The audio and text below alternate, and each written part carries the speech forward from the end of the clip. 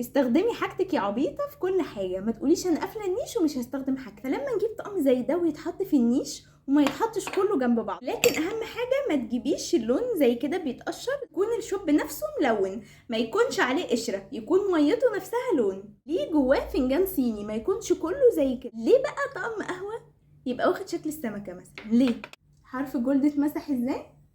الطبق ده بستخدمه لما يكون جاي لي ضيوف، بحط عليه حلويات شرقيه او غربيه او ايا كان. زي العلاقات اللي في حياتنا كلها، لازم واحد يكسر واحد، معروفه يعني. ما يبقاش ده عليه رسمه وده عليه رسمه وده فيه لون وده والفيديو ده بقى بالذات مش لكل الناس، الفيديو ده للامهات اللي قالت لي لا انا هو كله بقى للي ما معهمش.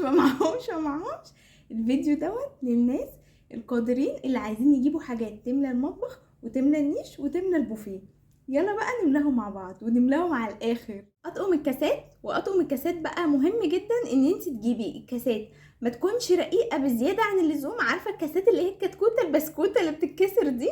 حاولي تجيبي كاس كده ثابت وضعه، بلاش الكاسه ام رجل معوجه، عشان دي حرفيا بتخلي العروسه ماشيه ماسكه الصينيه وايديها كده بتتهز، هتوقع الصينيه. الكاس ده بيبقى موتر الضيوف وموتر العروسه، قاعد كده تحس ان هو مش على بعضه. طقم الكاسات اللي الرجل بتاعته فيها لون ده بيكون حلو جدا، ولكن اهم حاجه ما تجيبيش اللون زي كده بيتقشر. هاتي الكوبايه نفسها او الازاز بتاع الكاس نفسه هو اللي ملون، مش واخد طبقه او مطلي بطبقه معينه. ومن الكاسات الحلوه قوي الكاسه دي فعلا من الكاسات التحفه.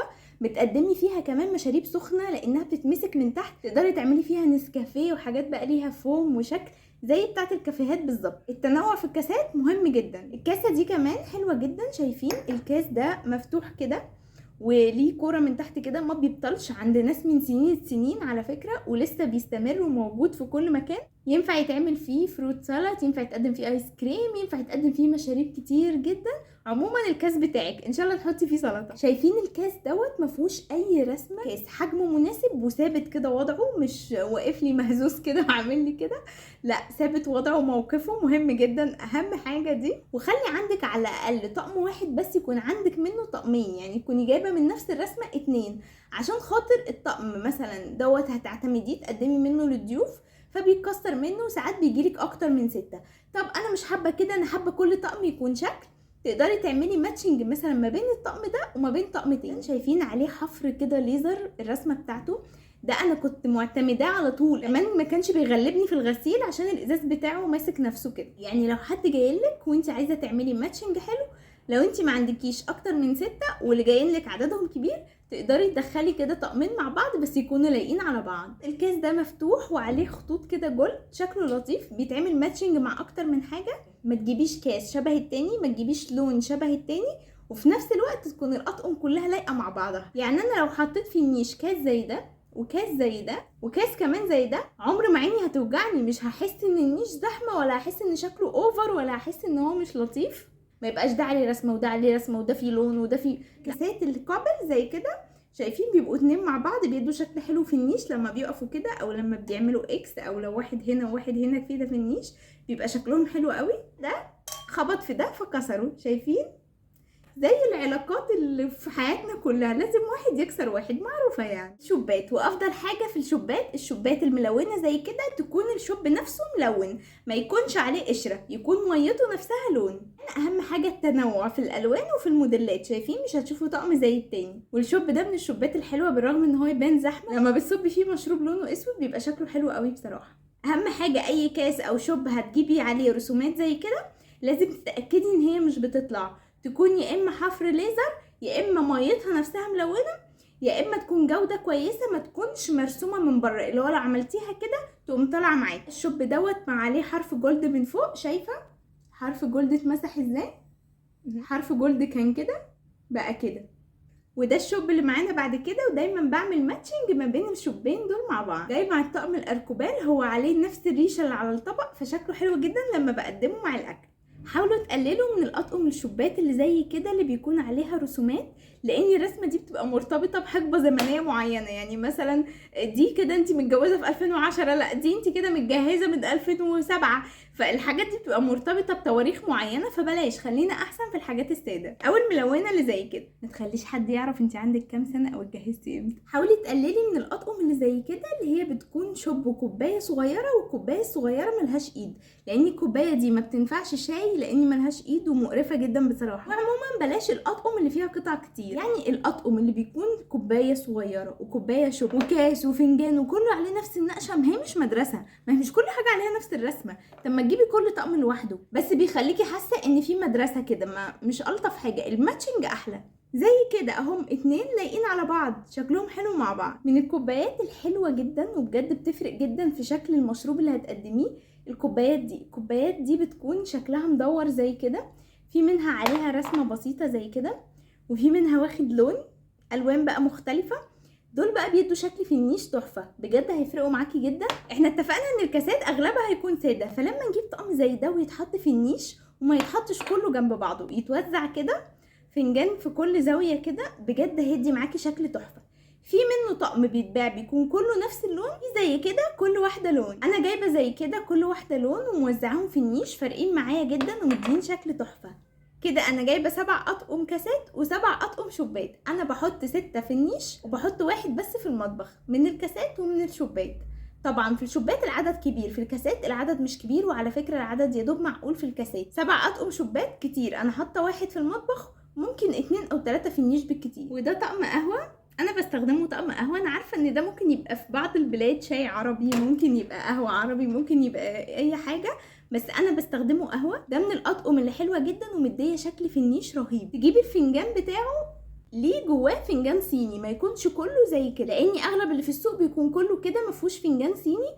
ده بيكون احسن في التنظيف وفي الشرب كمان. ازاي انا هشرب مثلا حاجه زي كده بتكون شكل، بس لما بيكون جواه فنجان صيني تقدري تستخدميه استخدام كويس. طقم قهوه تاني اهو، بس ده فنجان كبير شويه، او بيقولوا عليه ده طقم كاكاو، مش عارفه ازاي هو كاكاو عملوا له طقم، انا مش عارفه، بس انا بستخدمه قهوه للكيفه شويه اللي بيشربوا كميه كبيره. بتكلم كده ليه؟ شايفين انا جايبه الرسومات اللي على الفنجان وعلى الطبق كلها سيلفر، عشان النيش عندي كله سيلفر في اسود. فتحاولي تعملي كده، لو انت اغلبيه الحاجه اللي عندك جولد تجيبي اغلبها جولد، والعكس لو كله سيلفر تجيبي سيلفر، ولو ما تعرفيش هاتي حاجه محايده. وده طقم قهوه واخد شكل السمكه. شايفين ليه بقى طقم قهوه يبقى واخد شكل السمكه مثلا؟ ليه يعني ليه طقم قهوه واخد شكل السمكه؟ مش لايقه ومش لطيفه. يعني لا السمك بيحب القهوه ولا احنا نشرب قهوه بعد السمك. انا مش مقتنعه بصراحه بالفكره، بس انا ساعتها عجبني الطقم عشان اسود، عشان انا اساسا بشبط في اي حاجه سودا. وبالنسبه لي شايفه ان طقم قهوه واحد بس كفايه. ده كده افوره، وفي الاخر بيشربوا الكوبايه والاطقم قاعده في النيش، بس انتي اللي طلبتي، انتي اللي قلتي عايزه حاجات لتملى النيش والبوفيه. وطقم شاي، وانا اخترت يكون لونه ابيض، ما حبيتش بصراحه الالوان اللي موجوده في السوق وقتها. دلوقتي في حاجات حلوه جدا، بس وقت ما انا كنت بتجوز الالوان ما عجبتنيش خالص، فاخترت ان انا اجيبه ابيض زي كده، بس هو ايده اتكسرت. قصة حزينة. بس انا من كتر ما هو كان عاجبني انا مخليه الايد عندي، يمكن اعرف الاقي لها حل عندي. هو اتكسر وهما بيطلعوا الحاجه مش مني، عشان انتوا بتقولي انتي بتبوظي حاجتك، مش انا. شايفين اللبانه اللي معاه كتكوته جدا بجد، والورد اللي عليها ده تحفه. كمان فنجان الشاي لطيف جدا ومرسوم هنا كده ورد على الايد بتاعته. ده طقم شاي بس معهوش جاتوه ولا معاه ولا طبق، هو 6 فنجان من ده، 6 طبق، البراد والسكريه واللبانه، والسكريه جوه في المطبخ بستخدمها. الطبق ده بستخدمه لما يكون جاي لي ضيوف، بحط عليه حلويات شرقيه او غربيه او ايا كان، بينفع جدا لاني حجمه مناسب. وانا بالنسبه لي طقم الشاي ده كفايه جدا، ولكن ما استكفتش، جبت طقم شاي للمطبخ على ستاند، عشان خاطر لو حد عايز يشرب شاي وانا في المطبخ استخدم ده، والتاني يبقى في النيش. طبعا لا استخدمت ده ولا استخدمت ده، بس هاتي على الاقل قطعه واحده تكون ديكوريه تتحط في النيش. يعني انا بالنسبه لي القطعه دي بستخدمها ديكور في النيش، بط او وز او حاجه زي كده، وفيها 4 قطع بستخدمها، ولكن بستخدمها ديكور اكتر في النيش. في كل رف لازم في حاجه كده تخطف العين لما العين تيجي عليها. وخلينا متفقين ان النيش كله على بعضه اغلبيه الناس بتستخدمه شكل مش اكتر، لكن انا عن نفسي بستخدم كل حاجه فيه والله، بس لما بيجيني ناس بامانه. جبت علبه كده كوبايات ملونه ووزعتها في النيش، ادت شكل تحفه، لاني اغلبيه الحاجه اللي عندي ساده. لو جبتي حاجه زي كده هتفرق معاكي جدا. طبعا الناس اللي غير قادرين ومش هيقدروا يجيبوا الحاجات دي كلها، فيديوهات قد كده على البيج، محدش يقول لي انا هجيب كل ده. طقم الصيني، ولازم طبعا يكون كامل. النص طقم زي ما قلت لكم فكره فاشله، ويكون معاه كل اشياء. وبصوا شايفين دي اكتر اشياء بتضايقني فيه بصراحه. الفناجين دي بصي ملهاش اي 30 لازمه، 48 قطعه ملهمش اي لازمه، 12 من ده و12 من ده و12 طبق ده و12 طبق ده. لو تعرفي تجيبي الطقم من غيرهم يبقى اريح. ودي مهمه جدا في طقم الصيني يا جماعه، مهمه. هنحط الصوص في ايه؟ حد يقول لي هنحط الصوص في ايه؟ لا خلاص تعبت، انا هاخد بريك وهكمل بكره، اعذروني بقى. لا باي. طلعت النيش كله وفضيته كله عشان اصور الفيديو ده. اللي هيشوف الفيديو ده ومش هيعمل لايك هيلاقيني طالعه له كده، بصوا هقعد